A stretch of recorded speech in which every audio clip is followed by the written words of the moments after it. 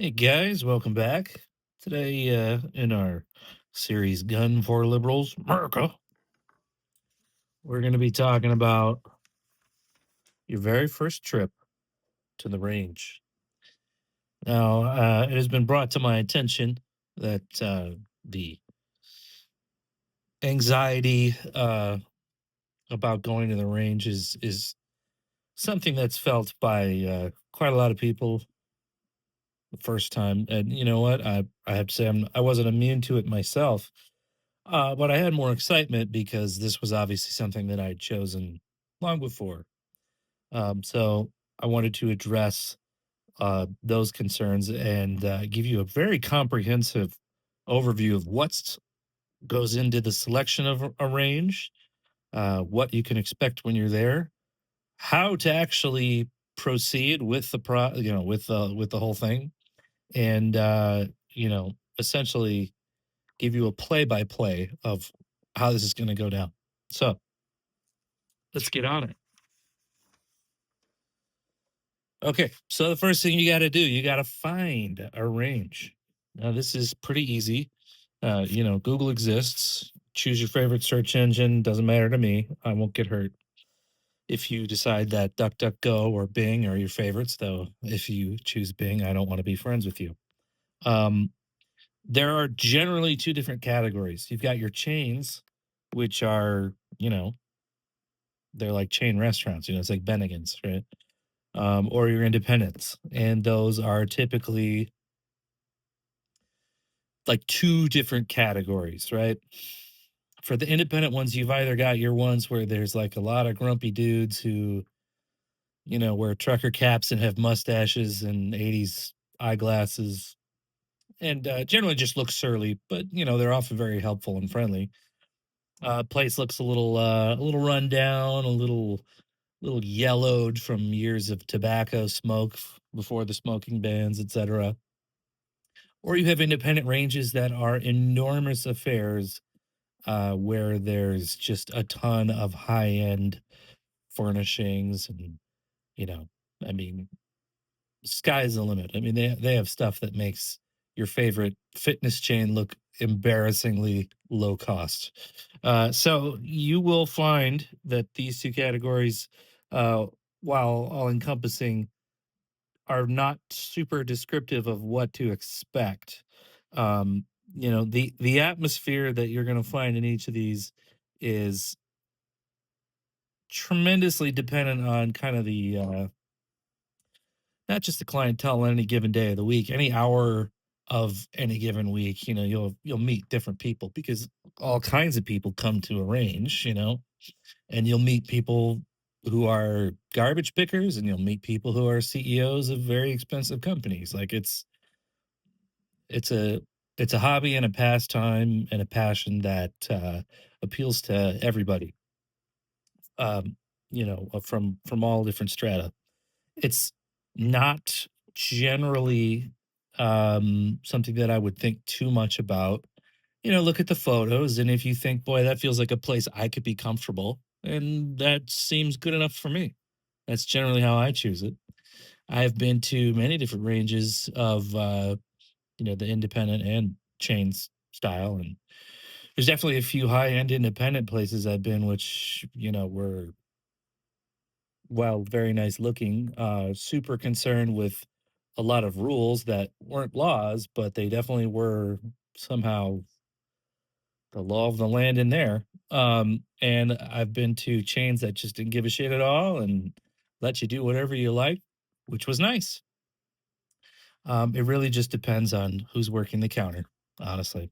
So don't try to second guess it too much. Don't try to say like, "Oh, they're going to be super right wing and all that." No, don't worry about it. Like they're human beings. It's like any other store you go to, right? Like you don't really worry about that shit when you go and get guitar lessons or something. Like you just go, and if you like the people, then you like the people. Have conversations. You'll be fine. You're an adult.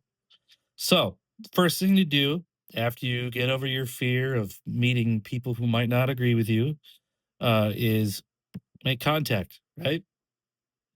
I would say call, but I'm guessing most of you probably are not the phone call type. If you're watching this video series, you might prefer texting or emails, as you're likely to be browsing late at night and maybe not necessarily enjoy phone calls because you can't think of what to say next. And that's something I certainly understand. And I've certainly been through that. So most of these places, they have email addresses. Some of them, of course, are not going to really attend to that email address. Just, it's a crapshoot. So give it a shot. Ask them if they take, if they do reservations. You're not a member yet, so you know you may not have to. You may not have the opportunity to have a reservation ahead of time at some ranges that do membership programs. Um, but you may be able to ask them, what are the busiest times? What's a good off time I could come in where I could have some space and not necessarily be w- you know feeling pressured by having a bunch of people around. And of course, you'll want to know if they do rentals. I can't think of any places that would not have a rental. It's one of their biggest money makers is rentals, kind of like bowling shoes, in a bowling alley. Um, it just doesn't make any sense to find a range without them. But I assume somewhere in this world that exists. So maybe that's a thing. But you always want to be sure.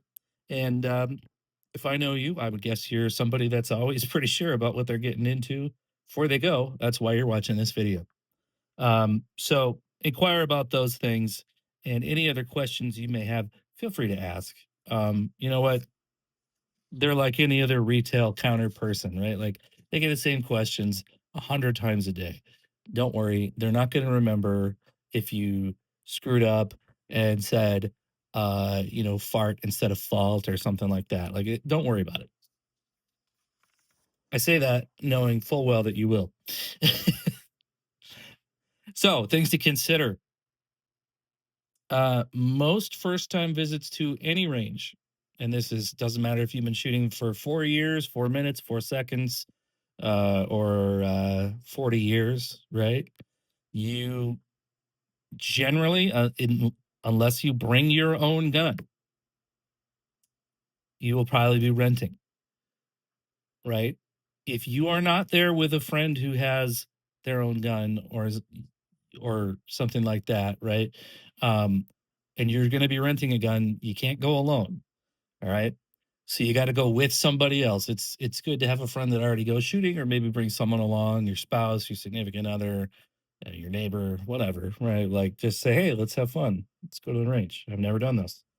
Um, but generally speaking, they're not going to allow somebody that they don't know who just came in off the street to walk into the door, select one of their firearms, go into a range where there's booths that offer some level of privacy, and then just start firing a gun. I'm gonna let you think for like 2 seconds about why they might not want to allow people to do that.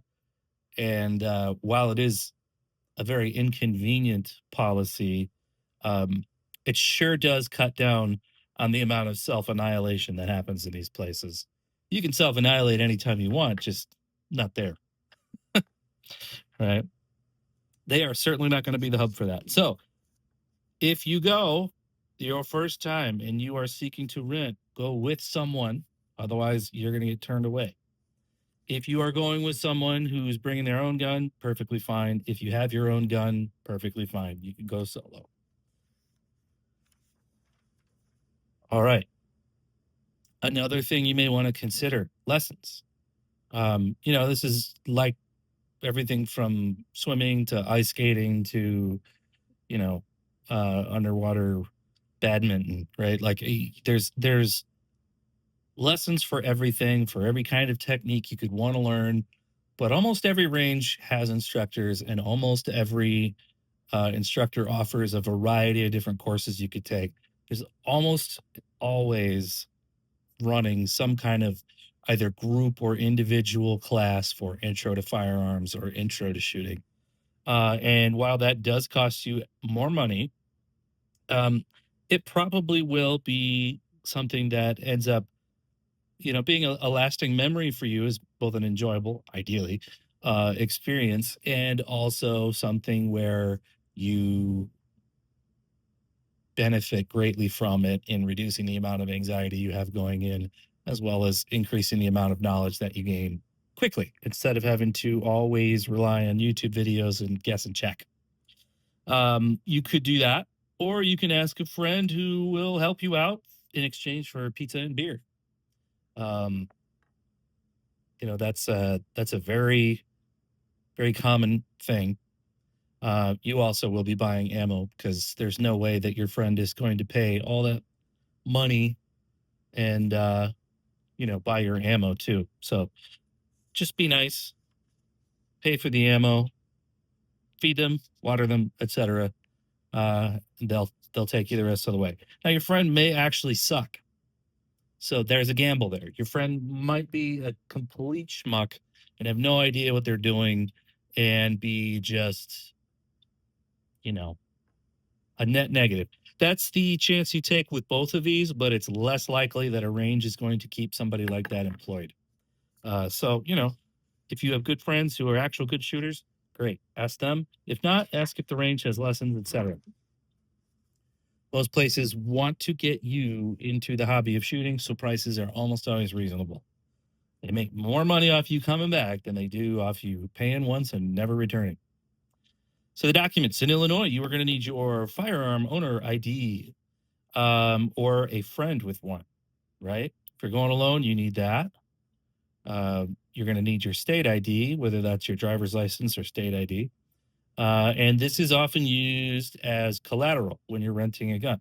So basically, they hand you the gun, you hand them your ID, they put the ID on the rack where that gun came from.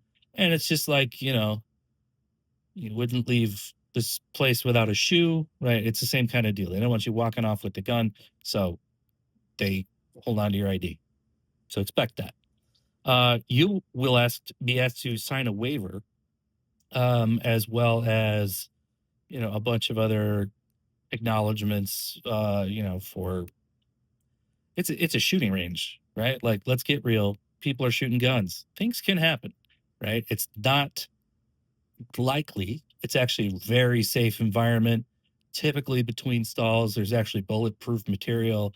But like, there are some people out there who are completely incompetent, and we're going to go over how to not be one of them a little bit later.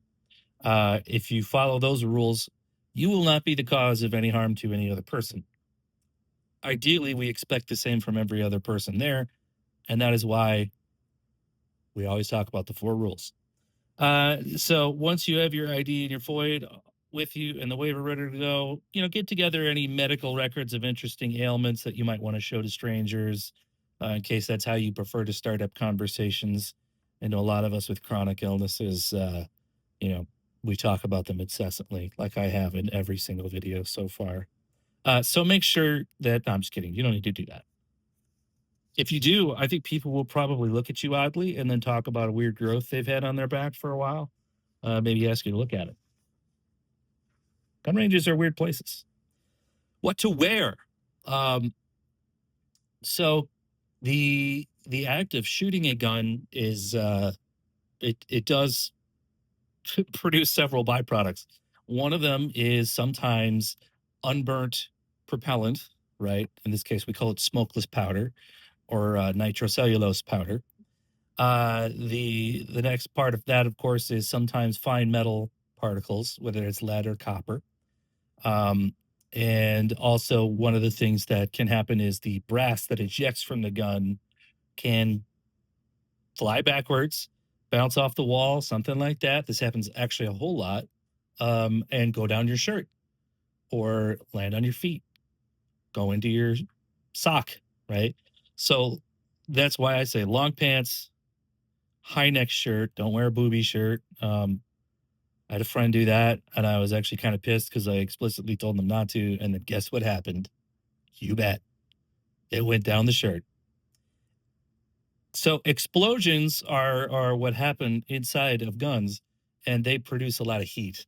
And the brass that comes out of there is hot enough to burn your skin. and it will leave a mark. So just don't do that.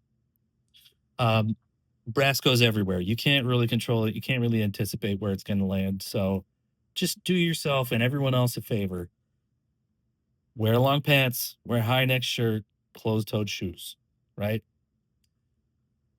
Now, I have seen it where people then, once a piece of brass, sometimes it gets stuck in your hood. That's no big deal, right? Like, but if it goes down your shirt, sometimes people then scramble with their hands. They still have the gun in one hand and they pull the trigger while it's pointing in an inopportune direction and have close calls. So it's just better to avoid altogether than try to control an instinctual reaction. You know, it's not programmed into you yet, the safety. So don't put yourself in that position. And of course, you are going to want to either bring with or rent there slash purchase there if you decide you like this. Ear protection, which usually looks like these. You can also use the very high rate foam pluggies. I would say go with the over ear. It's more comfortable long term, but you can actually do both and double up if you'd like. We'll talk about that a little later.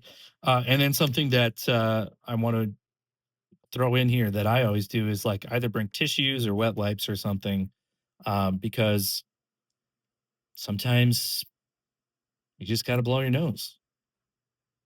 I know that sounds like a really solvable thing, but there's no tissue boxes on the range. Think about that, right? Like, do you really want to set the gun down, walk all the way out, go around to the back? No, you don't. You want to just blow your nose and get on with it. Also, we'll talk about in the health hazards later. There's a reason for that as well. So let's talk fees. What can you expect this to cost? Now, around here, a lane I think is like 25 bucks a person for an hour.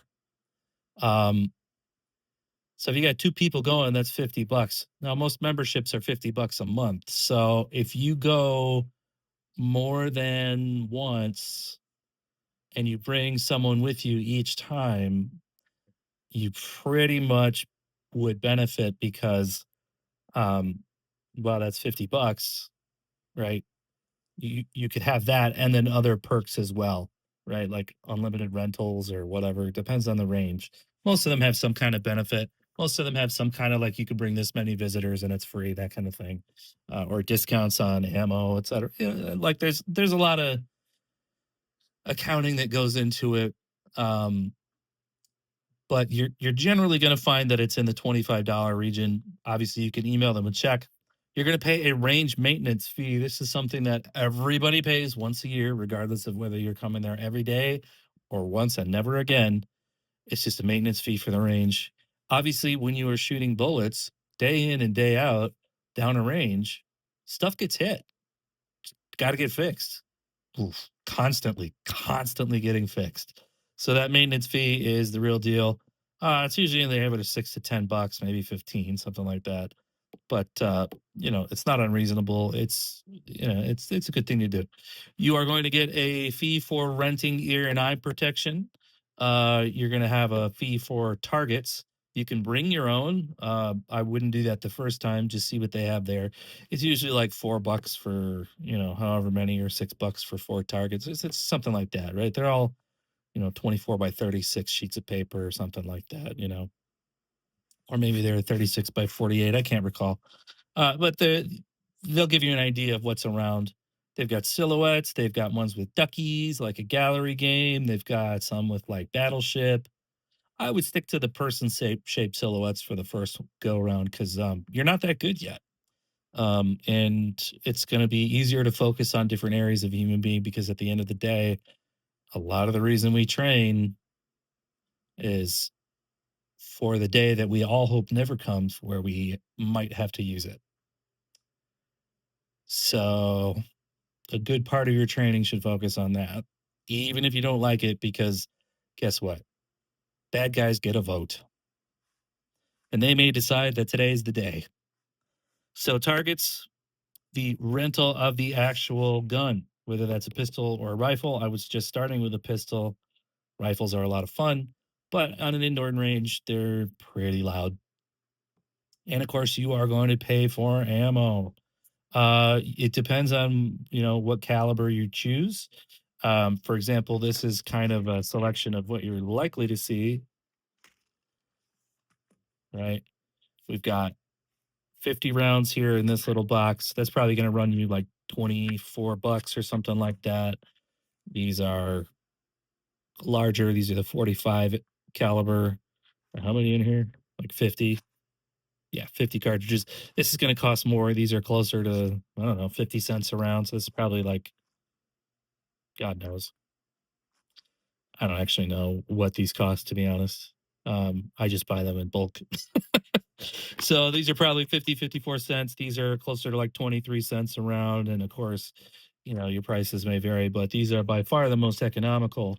However, I wouldn't necessarily say that 22 is the utmost choice for everyday use. I would say that this is a great choice for getting started. But those are basically the sizes you can expect and kind of the quantities that you would purchase them in.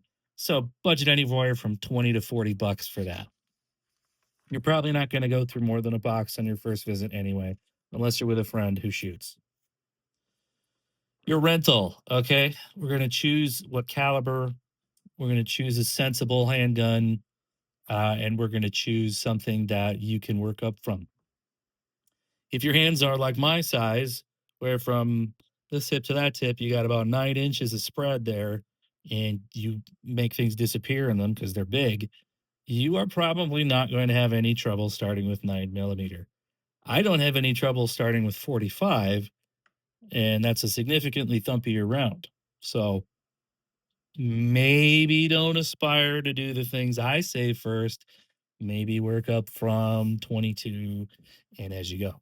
This right here for 100 rounds is embarrassingly cheap, right?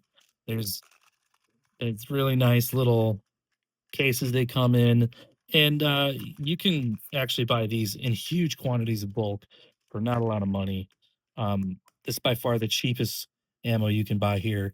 But let's just do a little comparison here. The 9 millimeter, not a big round, right? But the 22 is practically non-existent, right? So 0.22 inches, 220. Well, it's closer to 3, but 223. But we won't get into that for a while. This, of course, 9 millimeter pistol round is right here. We'll do a quarter for size comparison. So you can see like the 22 is extremely tiny. Right there's the thickness of the quarter. Okay. There's your reference. Yeah. And this is a totally different type of construction. It's a totally different era of design and manufacture. So, the 22 is great for someone who's never shot before.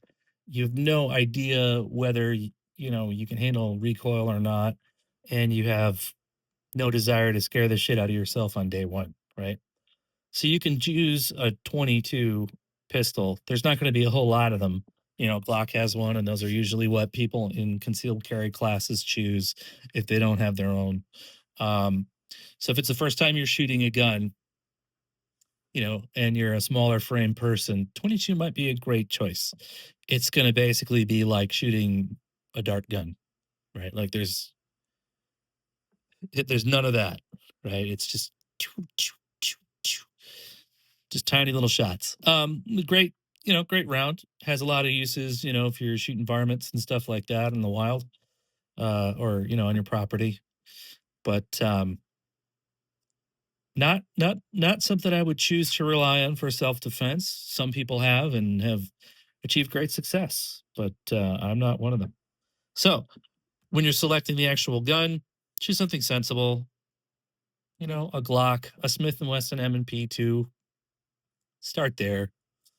You don't need to be trying out the Kimbers and all the fancy like Terran tacticals and all the whiz bang this and that's with all the Greeblies and Transformer looking shit on it. Like just just stick with the favorites and you'll have a very relatable experience that you can describe to other people, and most of them are going to be able to offer you advice or tips or at least feedback on, yep, this model tends to be like that, right?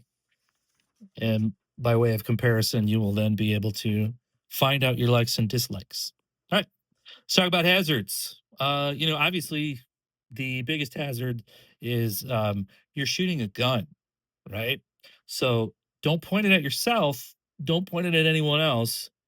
And they're like, you're like 98% of the way there, right? So, none of these are particular. We're going like in order of most likely to less likely. I would say these two are actually pretty close together, but just depends on your data source. So, lead exposure. Um, the back of most bullets is open exposed lead. When hot gases hit it, um, it causes particles to come off. You are in a place that's an enclosed space most of the time in Illinois. It's indoor ranges. Um, you're going to be breathing that in. Now, there's, you know, a lot of filtration. That's usually what I look for when I choose a place is a place with excellent filtration, and that will take away a lot of that. So that's a virtual non-issue, but it still gets on your hands. It still gets on your face. It gets up your nose. It gets everywhere in your hair. So you'll have lead on you. There are products to remove lead that are very efficient, and you can just look for lead soap or lead hand cleaner or lead wipes, and there's an abundance of them. Um, Now, we're also looking at this can actually cause hearing damage. So it's 170 decibels. That's a very sharp transient peak. So it's not like sticking your head next to a garbage truck while it's running all day or a jet aircraft or something like that, where it's a sustained amount of high energy. But if you shoot enough, you can do hearing damage. So you are going to want to be absolutely sure that your ear pro is in there. That's why I say double up, stuff those squishy ones in your ears and then put the muffs over. You'll be fine. This is pistol levels. Obviously, rifles can get louder. If you're just shooting pistol, it's fine. But when you walk onto the range and someone's shooting a rifle indoors, ugh, it will hit you in the chest like a bass drum at a rock concert, right? It's going to go thump. And you will actually feel that pressure in your head, in your sinuses, throughout your entire body. Anywhere where there's a cavity of air, you're going to feel it. Um, it creates an enormous pressure wave that's very brief, but very strong. It's not obviously like a hand grenade going off or anything like that, but you'll notice it's not comfortable. So generally, rifles on indoor ranges are sometimes there are rifle only ranges, and we like that for that reason. It can cause TBI or overpressure. Um, over a long period of time. But this is so remote and unlikely that unless you were there, daily for hours a day, I don't think you're ever going to have that much exposure. And then, of course, negligent discharge. This means that somebody through negligence squeezed off a round. That's different than accidental discharge. It's different than uncommanded discharge. These all sound like excellent punk band names. Negligent, it really means somebody pulled that trigger on accident while they were looking the wrong way, and that does happen. It is scary, and that's why I told you to wear a high cut shirt so you don't get brass down your top. All right, this is my favorite rule. Take a shit before you arrive. I don't know if that's whether you're leaving the house or wherever you're at. Just don't go in there all bound up and then be doing the itchy squidgy dance while you're handling a firearm that you're not used to, and it's already a stressful situation without having to think about keeping it in. So just don't don't hold your shit in. Get it out. Let's talk about the procedure. Uh, Approach the building. Presuming that you have selected everything, you've made your choices, you are going. You followed all the previous steps. You're ready to rock. Take a deep breath and remember they see new people every day. You are the stupid one. It's okay. The next time you come back, they'll be happy you're back. You can talk to people just like anywhere else, make jokes, ask questions, etc. Right? Be upfront. You're new. They're happy to help you. The more people that show up to ranges that are new, the happier ranges are because it means something that they're interested in and obviously feel strongly enough to put their money into it. It means that people are finding this hobby, finding this, pastime, enjoyment, this, whatever you want to call it, and seeing the value in it. Right. So people are not going to be a dick to you because you're new. They're going to be appreciative that you're there. It's nice. Have conversations with people you meet. You'd be surprised how friendly a lot of the people who go to gun ranges are. Everybody's got a gun, so there's no reason to be mean, right? Nobody's going to start a fight. All right, so find the check-in desk for the range. If you don't know where that is, just ask somebody that works there, right? Sometimes they're in a different location, sometimes they're up front. You never know. Just ask. Get your paperwork done. Ask any questions you have. You are going to then do the payment part of this, right? So you're going to select, okay, I want to do a rental. I need this much ammo. I want to, rent a range. I need some targets. I need to get my ears and eyes, all that stuff. And then you pay for that. At which point you will select which gun you want to rent. I would go based on the recommendations of whoever's working the counter that you're talking to. And you can tell them what concerns you have or what your strengths are, what your weaknesses are. And they'll more than likely have 2 or 3 recommendations for you. In some ranges, you can actually even come back and continue changing guns. And when you do, you give them your ID as collateral. So don't get freaked out about that. That's normal. And before we proceed, I must direct your attention to Colonel Jeff Cooper's 4 rules of firearm safety. First is treat every firearm as if it is loaded at all times. All guns are always loaded. Yes. If you pick it up and you put it down, you know it's unloaded. I know it's unloaded. It doesn't matter. You put it down. When you pick it up again, you check it before you do anything else. Not because magically it loaded itself, but because sometimes you just need to train a habit in there so well that, let's say you have a firearm at home and you're the only one that lives there, and maybe someday a friend comes over or whatever, and then the next night you forget that you guys were horsing around and, you know, somebody loaded the gun, popped the magazine in and racked around in. Well, you pick it up and you pull the trigger to do your dry fire practice, and whoops, there's a hole in the wall, and someone's going to call the police. And now you've got a lot of questions to answer and a felony. So you would be surprised how often that happens to people. It's a thing. So all firearms are always loaded. Check them. Rule number 2, never point the gun at anything you don't intend to destroy. So if you are not willing to make that thing turn into a bunch of pieces, don't point a gun at it. That includes people, it includes objects that you like, it includes, um, you know, dogs, cats, whatever, right? Just make sure you don't point it at anything that you're not ready to kill. Because if you do, and you accidentally somehow that trigger gets pulled and you kill someone, whose fault is it? It was yours, no one else's. So train these things into your brain and make sure that they're in there solid so that when you are having stupid moments or when you don't feel well or when your brain isn't running at full speed or when you haven't had coffee, you don't do anything stupid because you have excellent training discipline for these safety rules. If you do that, you will be fine.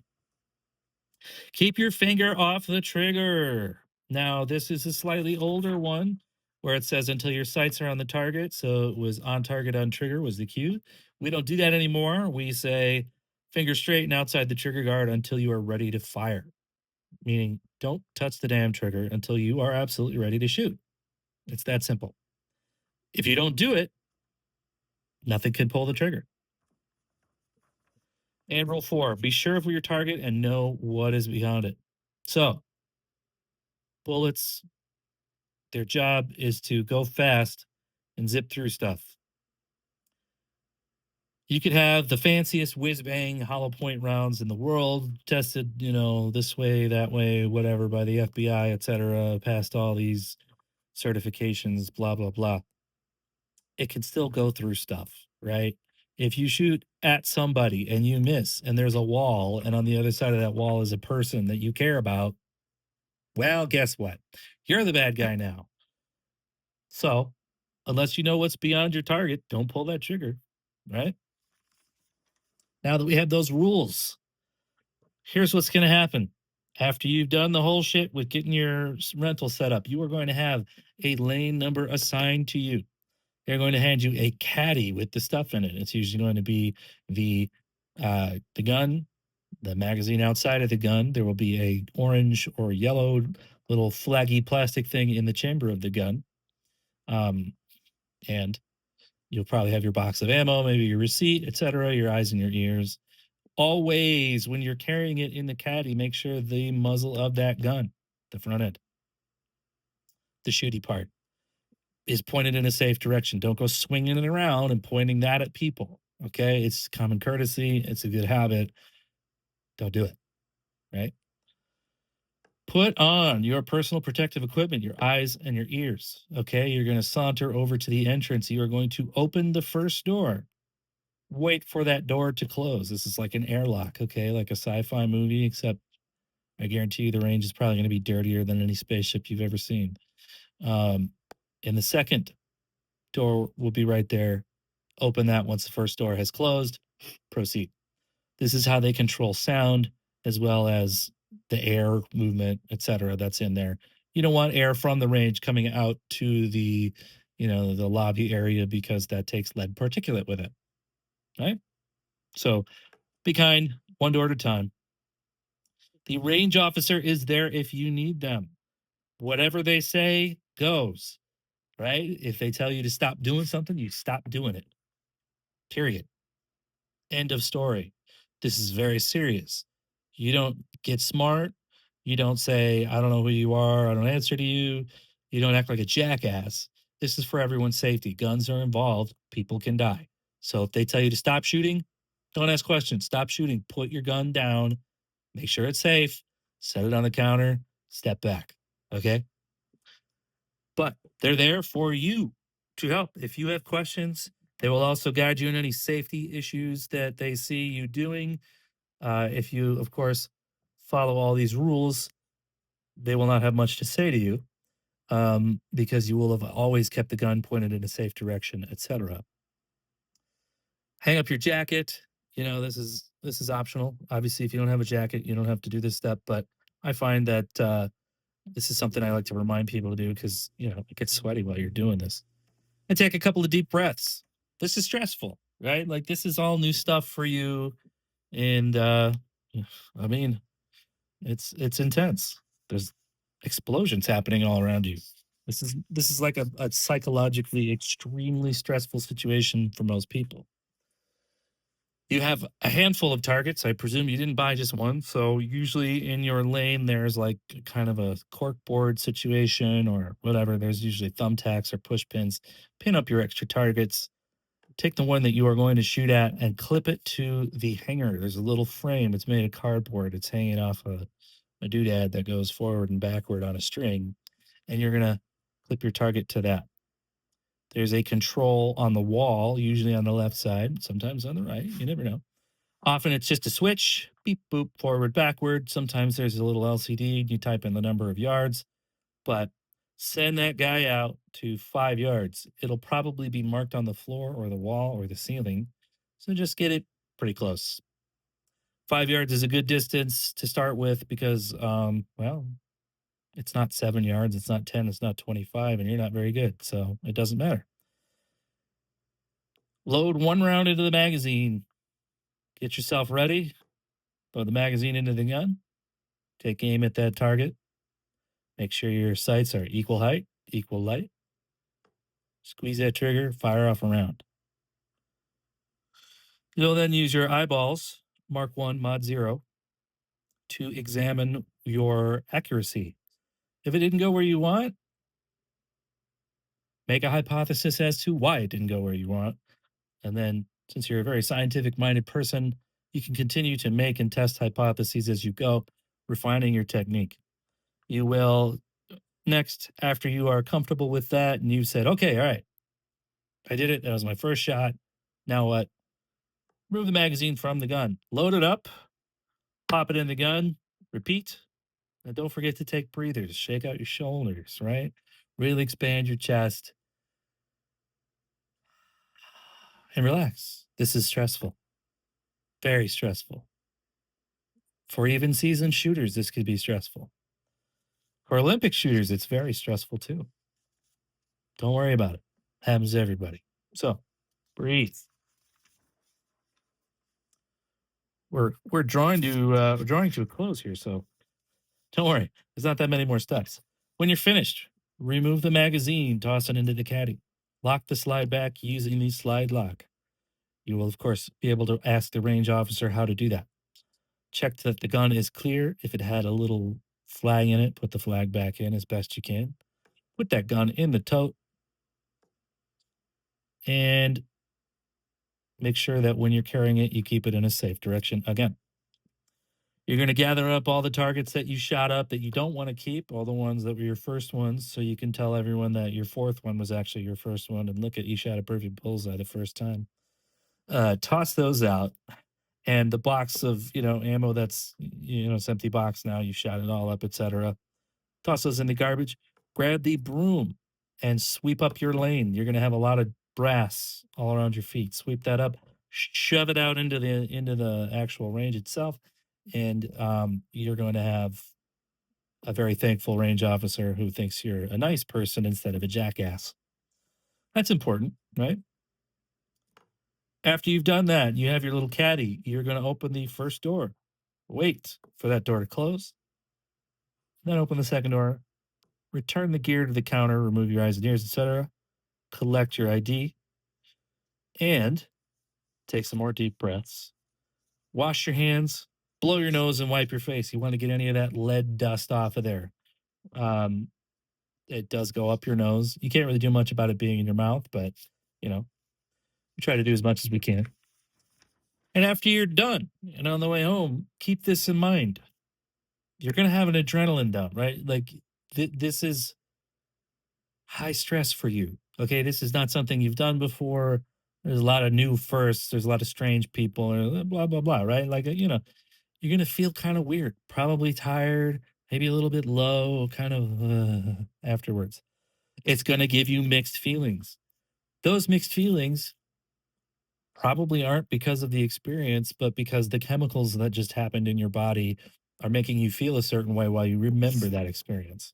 If you follow the rules and the procedures that I laid out for you, you're going to have a good experience, unless you just, hate everything about it, in which case, sorry, better luck next time. But don't worry. Almost everybody has mixed feelings the first times. That's why you should talk to a friend who's into it and debrief with them. Say what you did like, say what you don't. Maybe they can help you figure out how to avoid what you don't like or turn it into something you do like. Make sure you take a shower, wash your hair, clean all that lead off you. If you have lead soaps, use those. Those are really helpful. They're, available on Amazon or wherever. And then when you're done, put a comment here under this video and let me know if this helped you or not. All right, you guys, that's been 45 minutes of me blabbing on, and take care. Be square. Best of luck. I'll talk to you later. Bye.